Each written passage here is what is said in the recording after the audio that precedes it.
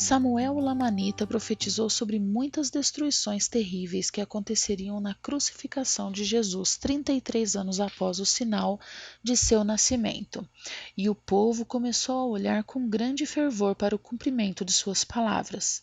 A escala de destruição que ele descreveu em Elamã 14 foi cumprida em 3º Nefe 8 e não havia ocorrido na terra desde o grande dilúvio. O sol, a lua e as estrelas escureceram por 3 dias. Houve trovões e relâmpagos cortantes por muitas horas. A terra estremeceu e as rochas acima e abaixo foram quebradas. Houve grandes tempestades. Muitas montanhas foram transformadas em um vale e muitos vales se tornaram montanhas. Muitas estradas foram destruídas. A reação dos incrédulos a esses sinais da morte do Salvador deve ter sido muito parecida com a resposta à luz do pôr do sol 33 anos antes, e pode ter havido ainda alguns vivos que experimentaram os dois conjuntos de sinais. Quando a terrível tempestade de 3 horas começou, as grandes dúvidas e disputas entre o povo, sem dúvida, mudaram rapidamente para luto, uivo e pranto. Em 3º Nefe 8, 23. Os que sobreviveram à destruição foram poupados porque eram mais justos do que os iníquos.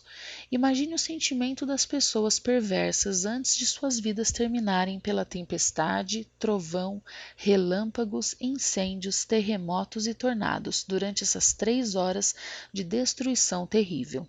A face de toda a terra ficou deformada e cidades inteiras desapareceram em uma escala de destruição nunca antes registrada. Quando a destruição parou, a terra estava coberta com uma escuridão densa que as pessoas podiam realmente sentir e impediu que qualquer pessoa acendesse uma fogueira, mesmo com sua madeira fina e excessivamente seca. Essa escuridão total e completa durou 3 dias. Jesus disse: Eu sou a luz do mundo. Quem me segue não andará em trevas, mas terá a luz da vida. O sinal do nascimento do Senhor ao mundo foi luz, mas em sua morte houve escuridão total e completa, de modo que os sobreviventes nefitas e lamanitas não puderam ir a lugar nenhum. Jesus Cristo é nossa luz, e sem ele estamos perdidos. Aqueles que sobreviveram à destruição gritaram e lamentaram: Oh, se tivéssemos nos arrependido antes deste grande e terrível dia! Eles lamentaram o apedrejamento e expulsão dos profetas, e seus uivos foram grandes e terríveis por toda a terra. Depois de sofrer por 3 dias na escuridão total, o Senhor disse: Eu sou a luz do mundo, e seus sentimentos de esperança devem ter aumentado enquanto buscavam a fonte dessa luz de todo o coração. Esses capítulos em 3º Nefe nos convidam a fazer exatamente isso, pois também nos aproximamos da visita do Salvador. Os nefitas sobreviventes ouviram a voz de Cristo descrever como 15 cidades foram destruídas por fogo, terremotos, vulcões, inundações e tempestades terríveis, junto com milhares de filhos de Deus. Após esses eventos cataclísmicos, o Senhor convidou não apenas os descendentes restantes de Leí, mas todos os habitantes de toda a terra a se arrependerem. As imagens de Satanás nesses versículos mostram um inimigo que quer nos deixar infelizes ao comemorar, rir e se alegrar com a destruição de seus irmãos e irmãs nesta terra, quando eles caem em seu poder. O Senhor disse em 3º Nefe 9:12 que as destruições caíram sobre o povo por causa de sua iniquidade e abominações. Ele deu uma mensagem de esperança aos sobreviventes. Ó todos vós que fostes poupados porque fostes mais justos do que eles. Não quereis voltar para mim, arrepender-vos de vossos pecados e vos converter para que eu vos cure? Seu braço de misericórdia foi estendido a eles e eles seriam abençoados. Depois de descrever a calamidade, o Senhor chamou o povo ao arrependimento e pediu-lhes que viessem a ele para que pudessem ser curados. Aqueles que sobreviveram a esta destruição certamente precisavam de cura após suas guerras com os ladrões de Gadianton, o colapso de seu governo e a destruição total de suas cidades. Jesus testificou que ele é o Filho de Deus e a luz e vida do mundo. Ele declarou que a lei de Moisés foi cumprida nele e que não mais aceitaria holocaustos e sacrifícios, mas eles me oferecerão como sacrifício um coração quebrantado e um espírito contrito. O Salvador prometeu que aqueles que fizessem essa oferta seriam batizados com fogo e que ele havia dado sua vida e os receberia caso se arrependessem e viessem a ele como uma criança. Depois que Jesus anunciou a extensão da destruição e a promessa de redenção para aqueles que crescem, houve muitas horas de silêncio. Quando ele falou novamente, ele descreveu seu desejo de reunir seu povo como uma galinha reúne seus pintinhos, e quantas vezes ele cuidou de seu povo. Sua mão está sempre estendida, convidando todos a virem a ele e serem salvos por meio de sua expiação. Como uma galinha protegendo seus pintinhos, ele protegeu seu rebanho daqueles que não eram justos e não seguiram sua palavra. Com a terrível destruição que acabara de ocorrer, o Salvador deu a essas pessoas ternas palavras de consolo. Depois que Jesus chamou o povo para se arrepender e vir a ele, ele não falou por 3 dias. Então a escuridão se transformou em luz e a tristeza do povo se transformou em alegria. Jesus revisou as profecias dos profetas, mostrando que essas pessoas foram claramente advertidas, assim como nós somos advertidos por nossos profetas sobre os eventos que antecedem sua segunda vinda e como nos prepararmos para isso. Uma grande multidão de pessoas se reuniu ao redor do templo na terra de abundância, maravilhando-se com as mudanças ocorridas e conversando sobre este Jesus Cristo de quem havia sido dado o sinal de sua morte. Enquanto falavam, eles ouviram uma voz suave que não entendiam. Eles certamente não tiveram problemas em ouvir a voz anterior na escuridão, falando sobre a destruição. Essa era uma voz pequena, que eles precisavam focalizar e se permitir ouvir e entender com seus outros sentidos. Parecia vir do céu e era uma voz suave que os perfurou até a alma, fez com que todas as partes de seu corpo tremessem e seus corações queimassem. Só na terceira vez, quando eles aguçaram os ouvidos para escutá-la, eles finalmente foram capazes de entender.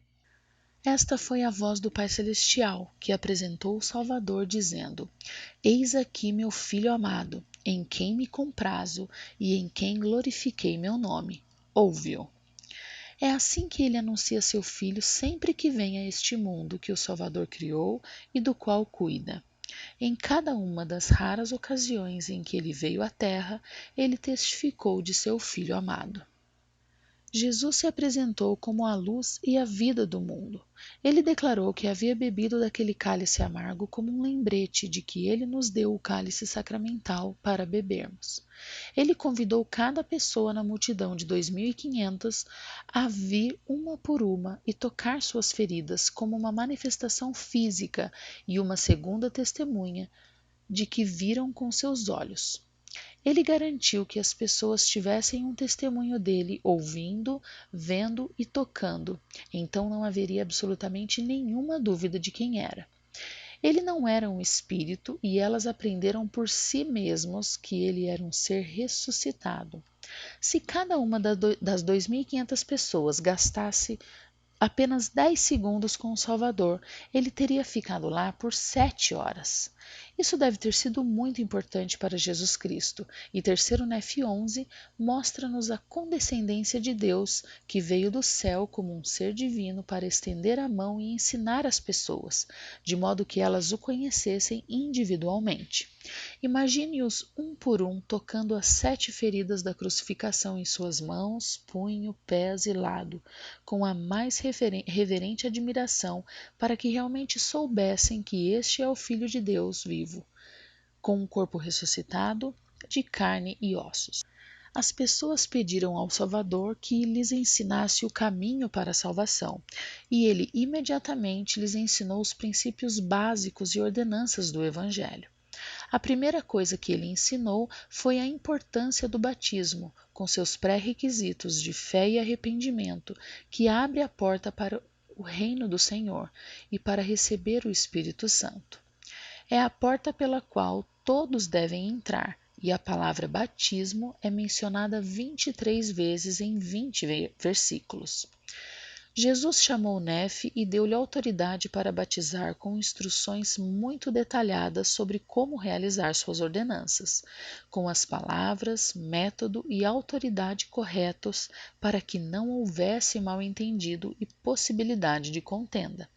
Ele conhecia a história deles e deixou bem claro que não queria contendas ou disputas entre eles sobre esta ou qualquer ordenança salvadora a ser unificado na verdadeira doutrina. Ele organizou sua igreja e queria que seu povo fizesse novos convênios e entrasse em seu reino. Ele terminou o primeiro dia de sua visita dando ao povo o Espírito Santo para consolá-los e prestar testemunho dele. Ele sabia que, com o tempo, eles esqueceriam muitas das coisas maravilhosas que aconteceram naqueles dias, mas não o belo espírito desse membro da Trindade. Ele ensinou a Nefe e a seus outros discípulos que o arrependimento, uma disposição infantil e o batismo são 3 condições necessárias para herdar o reino de Deus. Ele disse 3 vezes diferentes: "Esta é a minha doutrina", e ensinou que o básico do Evangelho é ter fé, arrepender-se, batizar-se, ouvir os sussurros do Espírito Santo. Essas doutrinas puras e simples de Cristo nos salvam e nos ajudam a vencer o mundo para que possamos estar prontos para seu retorno em nossos dias. E estes são os capítulos 8 a 11 de Terceiro Nefe no livro de Mórmon, outro testamento de Jesus Cristo. Agradeço todos os comentários que recebo a cada semana. Você pode apoiar a criação desses vídeos aproveitando as vantagens do especial de $8 mensais no site Ponderfan Etsy, mostrado na descrição abaixo. Se você gostou deste vídeo, inscreva-se neste canal do YouTube, curta e compartilhe a página da Ponderfan no Facebook e compartilhe seus vídeos com quem você acha que possa gostar deles. E continuaremos fazendo novos. Obrigada novamente por assistir e encontre algum tempo esta semana para refletir.